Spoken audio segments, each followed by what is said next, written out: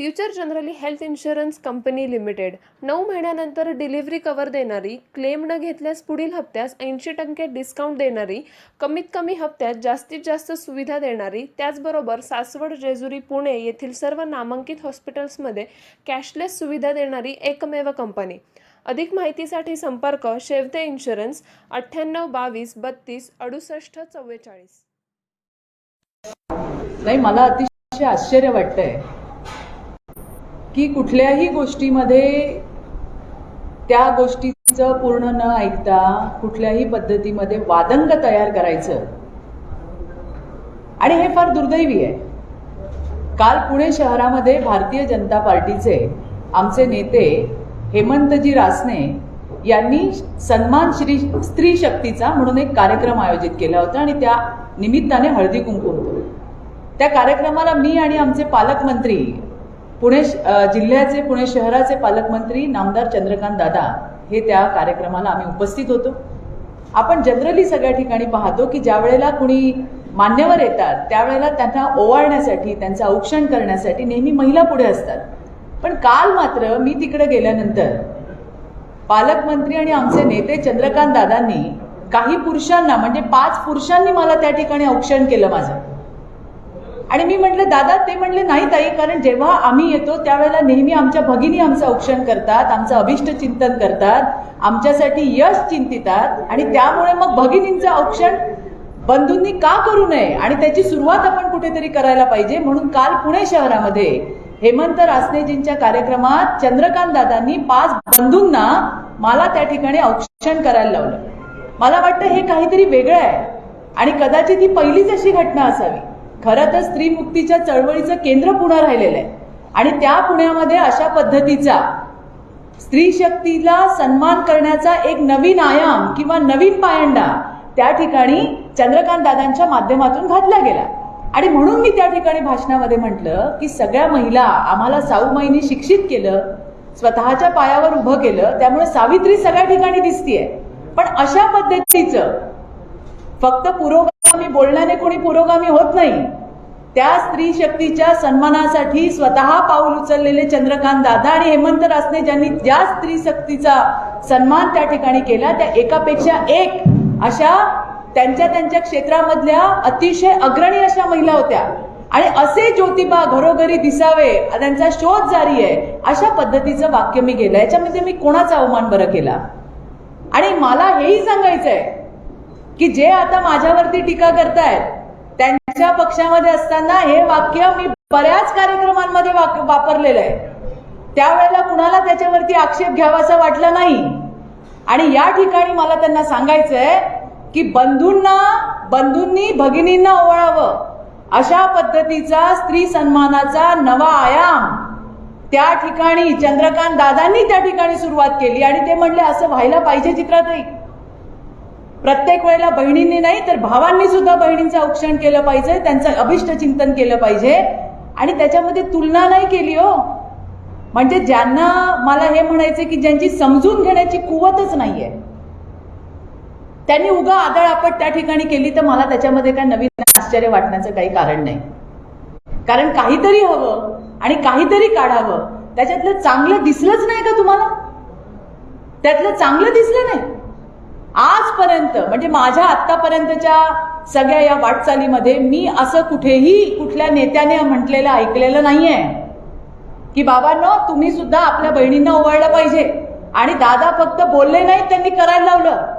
आणि मला स्वतःला त्यावेळेच्या ज्या भावना होत्या त्या मी तुम्हाला सांगू शकत नाहीये.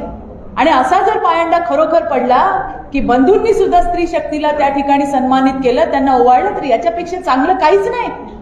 फक्त जेंडर इक्वालिटी म्हणून मोठमोठ्या बाता मारायच्या आणि जर कुणी त्याची सुरुवात केली तर त्याला वेगळा अँगल द्यायचा. कोणी तुलना केली? कशाची तुलना केली? अहो कोणी होऊ शकत नाही. आता महात्मा ज्योतिराव फुले असतील, सावित्रीबाई फुले असतील, यांची तुलना नाहीच. पण त्यांनी जी पाऊलवाट दाखवली त्या पाऊल वाटेवरती जर कोणी चालत असेल तर त्याला सुद्धा तुमचा आक्षेप असावा. कोण म्हणते काय करू, कोण म्हणते काय करू, काय चाललंय मला कळतच नाही.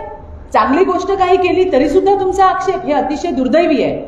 आणि म्हणूनच कालपासून जी काही आदळआपट चाललेली आहे त्याला उत्तर द्यायला तुमच्या समोर आली आहे.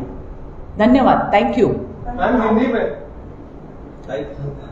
हमने देखा कि कल से बहुत ज्यादा टीका टिप्पणी हो रही है।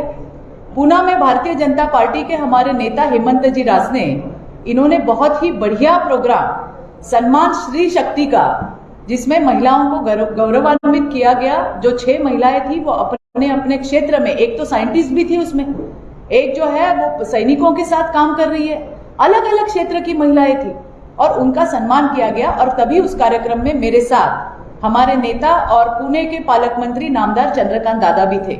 जब हम वहां पे गए तो दादा ने, जो पुरुष वहां पे थे, हमारे जो भाई थे, उनसे कहा कि आप चित्राताई का औक्षण कीजिए। ये मेरे लिए भी बहुत अचरज की घटना थी, क्योंकि हम देखते हैं, उन्होंने कहा नहीं, हम जब भी आते हैं प्रोग्राम के लिए या कहीं भी जाते हैं तो हमारी बहनें हमारे लिए जो है यश की कामना करती है, और हम क्यों ना हमारे बहनों के लिए करें। ऐसे करते हुए 5 हमारे भाइयों ने मुझे वहां पे औक्षण किया। तो ये बात बहुत बड़ी बात है। हम सिर्फ स्त्री सम्मान की बात करते हैं, और ये घटना घटी है पूना में, जहां में स्त्री मुक्ति की जो एक्टिविटीज है वो वहां से शुरुआत हुई थी। और उसी पूना में इस प्रकार की घटना दादा के कहने पे हुई, और दादा ने कहा कि ऐसे आज ही नहीं, हमेशा होना चाहिए। और मुझे इस बात का अचरज है कि जब ये घटना हुई, उसके बाद जो भाषण हुआ उसमें मैंने ये जरूर कहा कि सावित्री माई ने हम महिलाओं को शिक्षित किया, खुद के पैरों पे खड़ा किया। और जो उनके पति थे महात्मा ज्योतिराव जी फुले, उन्होंने साहू माई को आगे किया है। और इस प्रकार की जो उन्होंने प्रथा की है कि भाई महिलाओं का सम्मान होना चाहिए, जिसका आज मुझे यहाँ पे दिखा कि चंद्रकांत दादा उसी रास्ते से चल रहे हैं। बस मैंने यही कहा। और हमने देखा कि किस प्रकार से जेंडर इक्वालिटी की बात करने वाले उन्होंने जो है वहां पे टीका टिप्पणी चालू कर दी। मुझे इस बात का बड़ा दुख है कि कोई अच्छी बात होती है महाराष्ट्र में, अगर कोई अच्छी शुरुआत भी होती है, जिसका प्रारंभ हमारे चंद्रकांत दादा पाटिल जी उन्होंने पूना से किया, तो उसमें दुख लगने की या उसके ऊपर टीका करने की जैसी कोई बात ही नहीं थी। और ना हमने किसी की तुलना की है। महात्मा ज्योतिराव फुले, सावित्री माई, इनकी जगह कोई नहीं ले सकता। लेकिन उन्होंने जो पद हमारे लिए बनाया है, जो उन्होंने हमारे लिए रास्ता बनाया है, उसके ऊपर चलने की कोशिश है ये। और क्या ये अच्छा नहीं लगेगा किसी को? मुझे तो कल की मैं मेरी भावनाएं आपको बता नहीं सकती कि मुझे क्या फील हुआ, क्योंकि आज तक मेरे पूरे राजकीय प्रवास में, सामाजिक प्रवास में इस प्रकार का मैंने कभी नहीं देखा था कि हमारे भाई आके थाली लेके हमें वहां पे जो है औक्षण करते या हमारे लिए सुयश चिनते। ये तो बहुत बड़ी बात है। तो इन सारी बातों का जिस प्रकार से जिनकी समझने की कुछ क्या कहेंगे हम, कुवत ही नहीं है, कुछ कैपेसिटी ही नहीं है, उनका कल से चल रहा है, ये है वो है, इनकी तुलना इनसे की, उनकी तुलना उनसे की, किसने कहा हम शाही फेंकेंगे, किसने कहा हम क्या करेंगे। अरे पहले समझ तो लो भैया क्या हुआ है, पहले समझ तो लो। समझने की अपनी जो कैपेसिटी है वही खो गए हैं, कहीं खो दी है इन लोगों ने, क्योंकि इनको कोई अच्छाई दिखती नहीं है। विरोधक है, टीका करना उनका काम है, ये हम समझते हैं। लेकिन जो अगर कोई अच्छी बात हुई है तो उसको सराहना भी हमारा काम है, और यही हमारे महाराष्ट्र की संस्कृति है। बस यही बताने के लिए आज आप सभी के सामने मैं आई थी। एका गटाने तुमच्यावर शाही फेकण्याचं आव्हान केलंय किंवा सांगितलेलं आहे की तुम्ही स्त्री फेकाल. शाई फेकणार का माझ्यावर? कशासाठी शाई फेकणार दादा, ताई, ज्या कोण असतील त्या?